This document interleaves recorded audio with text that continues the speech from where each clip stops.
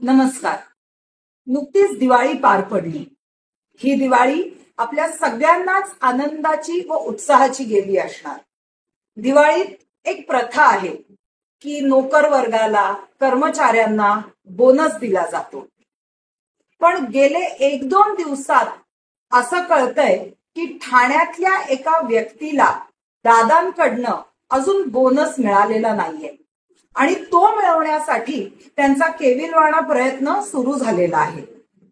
ते म्हणजे डॉक्टर जितेंद्र आव्हाड यांच्याबद्दल बडबड करणे.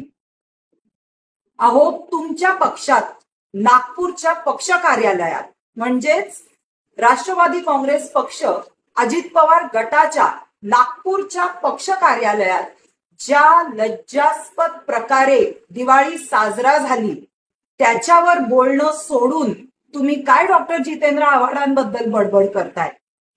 आणि काय म्हणे तर जितेंद्र आव्हाड यांच्या पक्षात लोकच किती उरलेत. अहो, तुमच्या पेक्षा तर खूप बरी परिस्थिती आहे आमची. तुमच्याकडे आहेत ती पण काय आहेत? एक म्हणजे तुम्हीच स्वतः, ज्यांना तुमच्याच पक्षाने ना लोकसभेत ना विधानसभेत उमेदवारी देण्याचं पात्र समजलं.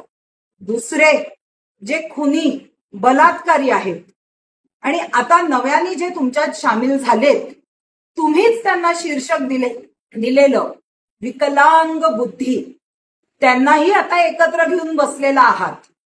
आणि एकंदरीतच असं दिसून येतंय की त्यांच्या बुद्धीचा परिणाम हा तुमच्यावर पण कुठेतरी झालेला आहे.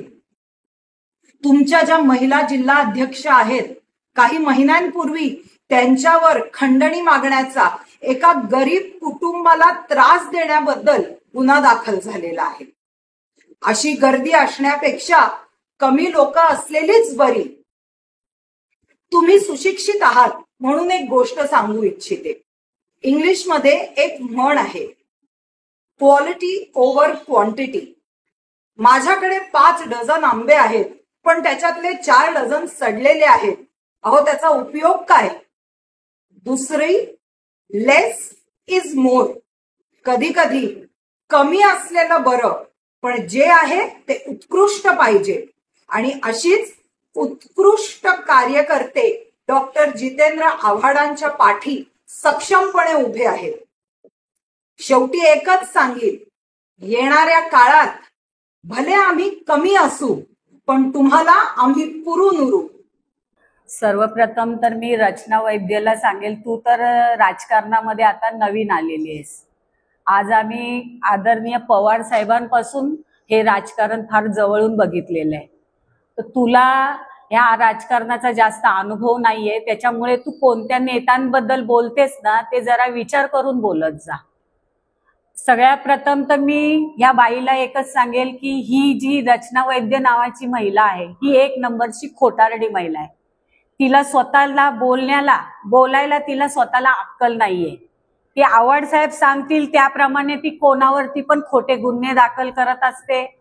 मागेच आमचे आदरणीय नेते आनंद परांजपे साहेब, त्यांच्या महिला, त्यांचा काडीचा पण ह्या गोष्टीमध्ये राजकारणामध्ये कसला संबंध नसताना जितेंद्र आव्हाड साहेबांच्या सांगण्यावरून त्यांनी गुन्हा तिने दाखल केला आणि त्या गुन्ह्याच्या ह्याच्यामधून त्या म्हणजे निर्दोष त्यांची सुटका झालेली आहे वहिनी साहेबांची. आमच्या त्या वहिनींना जरा सुद्धा काय राजकारणाचा गचा माहिती नाहीये. अशा महिलेवरती तू खोटा गुन्हा दाखल करतेस आणि त्या गुन्ह्यामधून त्या निर्दोष सुद्धा सुटलेल्या आहेत. तसंच आमचे नजीमुल्ला साहेब झालं, तर नजीमुल्ला साहेबांबद्दल पण तू बोलतेस ना, पण आम्हाला पवार साहेबांनी एक शिकवण दिली होती सुरुवातीला चांगली, की पिकलेल्याच आंब्याच्या झाडाला दगड लोक मारतात. कारण हे जे तुमचे आव्हाड साहेब आहेत ना, ह्या आव्हाड साहेबांचे पेक्षा पवार साहेबांचे जे गुण घेतलेले आहेत हे नजीबभाईंनी घेतलेले आहेत. आणि नजीबभाई सगळ्या महिलांचे, वडीलधाऱ्या लोकांचे आणि 4-5 वेळा त्यांच्या मतदारसंघामधून ते निवडून येतात.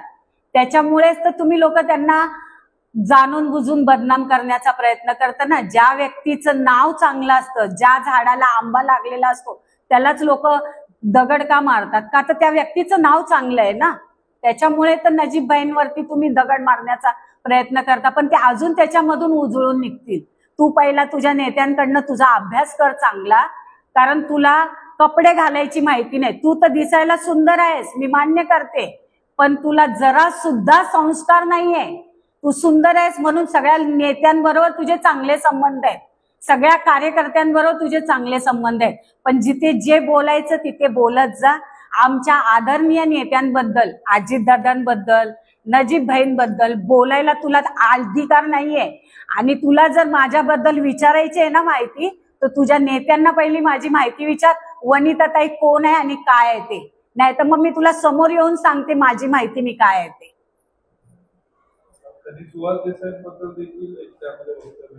आज सुहास देसाईंना पण तिथे काहीतरी त्रास झाला म्हणूनच ते इकडे आलेत ना.